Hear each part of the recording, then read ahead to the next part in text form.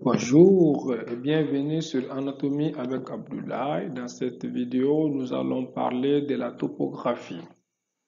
Les aires corticales.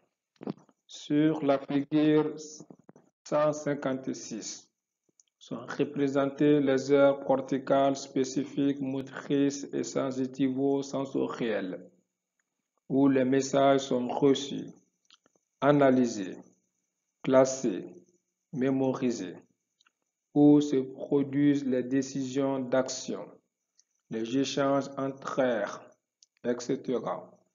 La représentation correspond aux aires selon Brodmann. La capsule interne. Sur la figure 157, la capsule interne est vue en courbe horizontale. Au niveau du bras antérieur, passent les fibres qui unissent thalamus et cortex cérébral frontal. Au niveau du genou, passent les fibres pyramidales du faisceau géniculaire ou cortico-nucléaire. Au niveau du bras postérieur, passent les fibres du faisceau cortico-spinal, avec, d'avant en arrière, les fibres destinées aux membres thoraciques, puis au tronc, enfin aux membres pelviens. On y trouve aussi les fibres thalamo-pariétales et les projections thalamo-occipitales, radiations optiques de Gratulet. Les pédoncules du thalamus. Le thalamus possède des noyaux spécifiques, moteurs et sensitifs, dont l'action est précise, et des noyaux associatifs dont l'action est moins spécifique, plus diffuse. La figure 158 résume les principales afférences et efférences du thalamus. Coupe du tronc cérébral.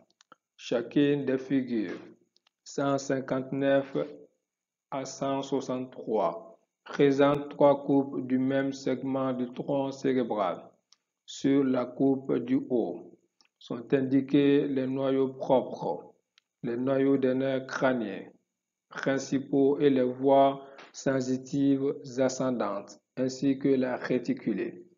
Sur la coupe du bas sont représentés uniquement les faisceaux moteurs descendants et les noyaux propres. La coupe centrale est la synthèse finale des centres et des voies. La figure 159 représente le mésencéphale. La figure 160 représente le pont. La figure 161 représente la moelle allongée haute. La figure 162 représente la moelle allongée basse.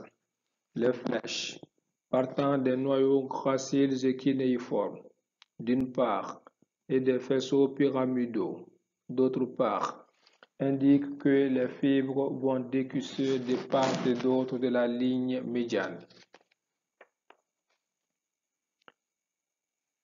Les faisceaux dans la moelle.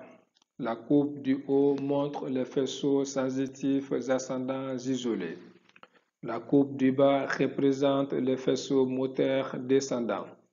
La coupe centrale est la synthèse des faisceaux qui composent le cordon blanc de la moelle.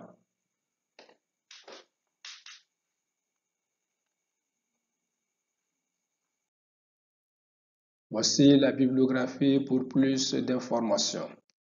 Je termine par cette citation de Jim Rohn.